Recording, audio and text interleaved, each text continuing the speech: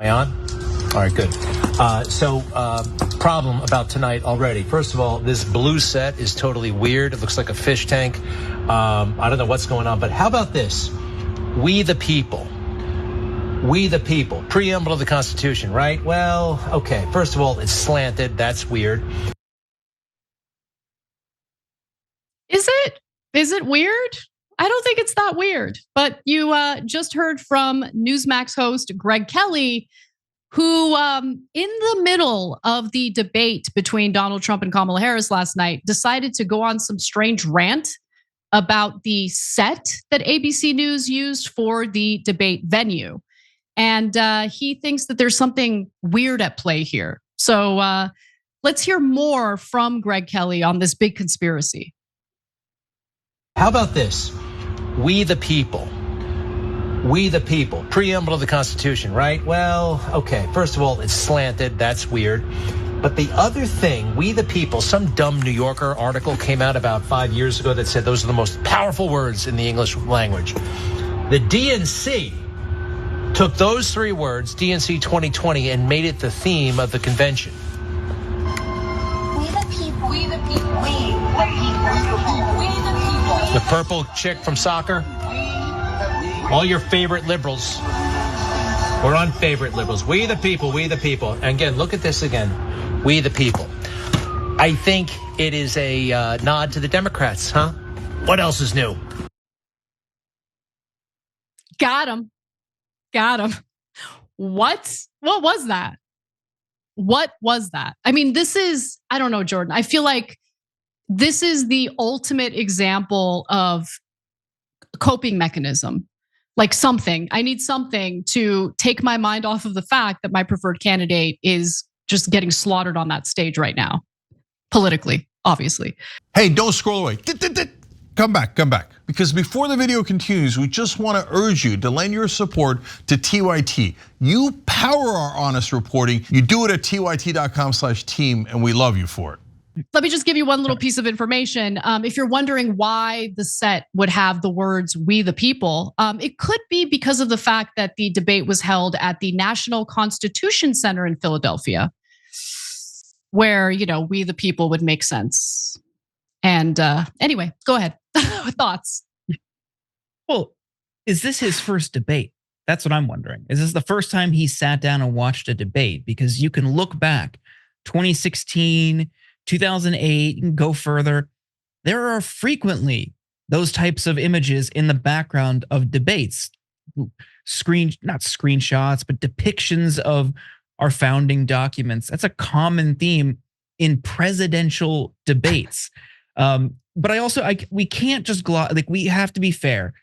Anna, the magnitude of including the purple woman from soccer in a video is just that it is unfair to Trump. He doesn't have purple woman from soccer on his side. And it's an unfair advantage. They're trying to exploit it. We want to run a fair race.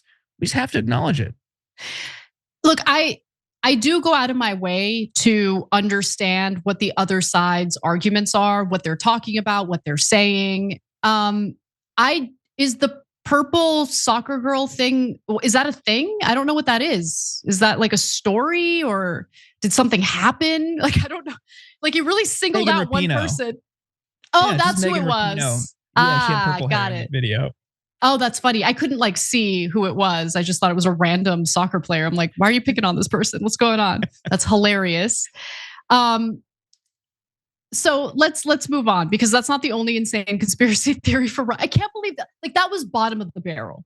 Like, you could do better than that, Greg Kelly. I believe in you. Okay, I think your conspiracy brain can come up with something better than "we the people" is slanted. That's weird. Like, okay, but there's someone who went a little deeper. Okay, so a lot of right wingers don't want to face the music about Trump's performance. Now, again, a lot of conservative pundits in mainstream media certainly admitted the truth. It was not a good night for Trump. But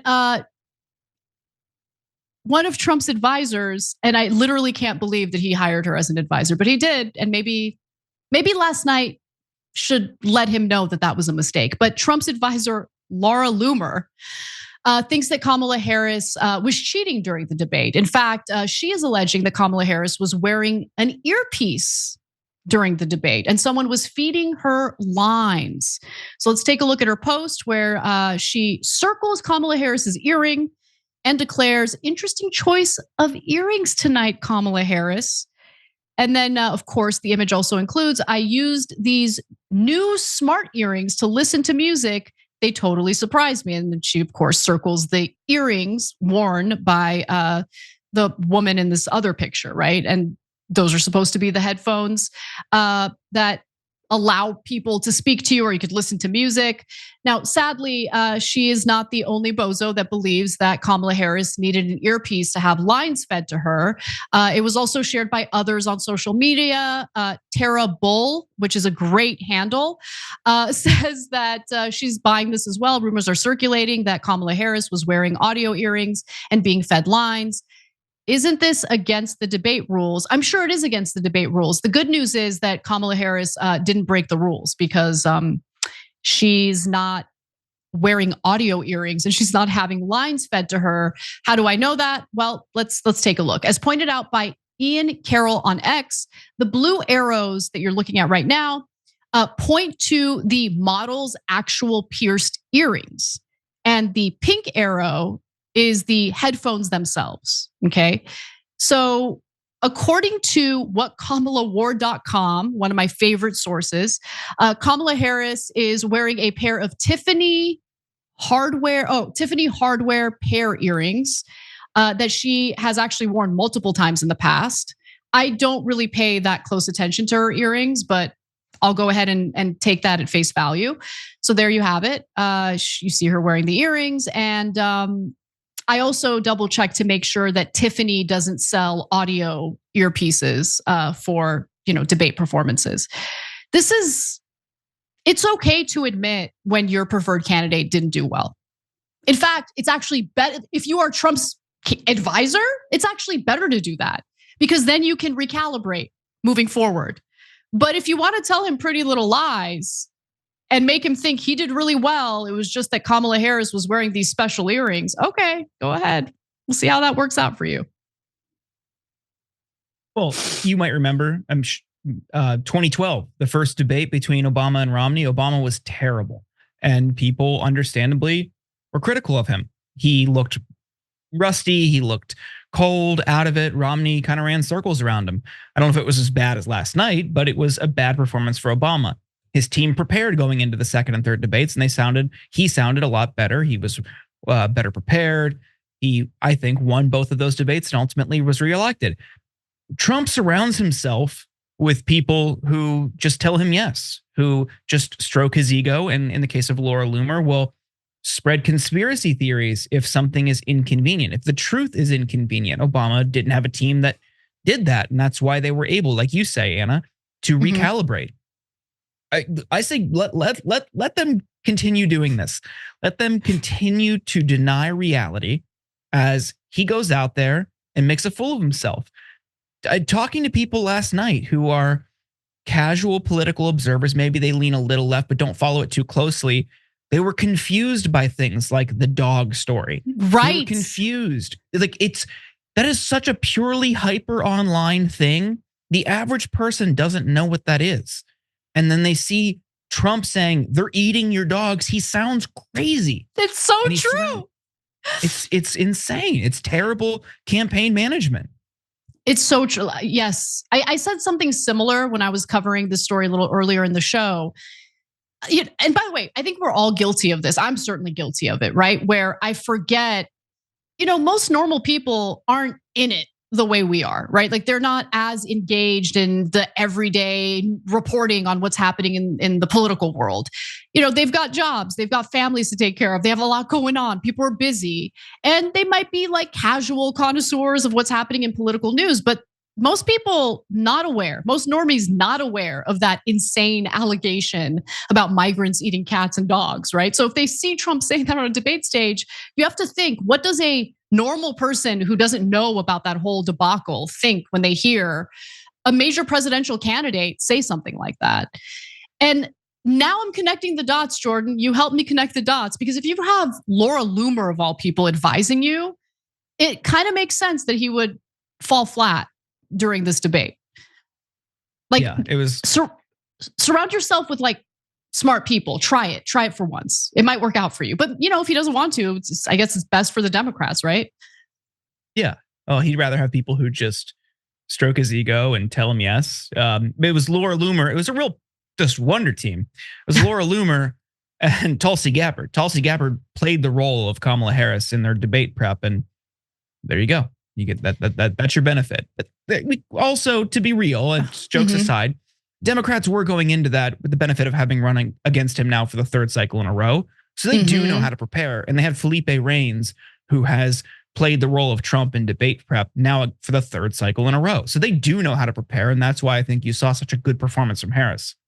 I think so too. And I also believe that Trump and his campaign really did themselves no favors by underestimating Kamala Harris. And I think they genuinely believed what they were saying about her inability to debate him.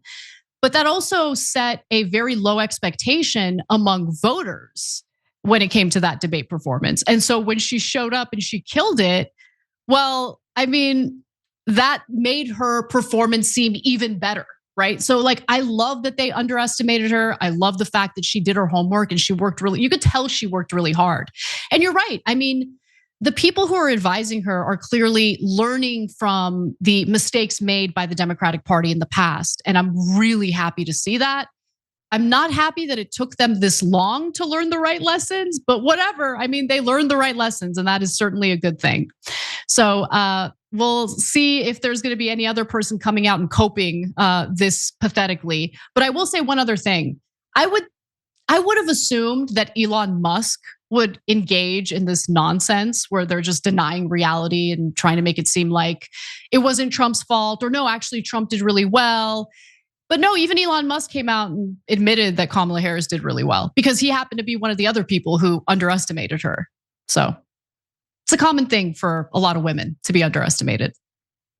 It's a kind of a secret weapon. Yeah, no, I mean, you could use it to your advantage sometimes, but it definitely speaks to the prevalence of misogyny in our society and our culture. Thanks for watching The Young Turks. Really appreciate it. Another way to show support is through YouTube memberships. You'll get to interact with us more. There's live chat emojis, badges. You've got emojis of me, Anna, John, JR. So those are super fun. But you also get playback of our exclusive member-only shows and specials right after they air. So all of that, all you gotta do is click that join button right underneath the video. Thank you.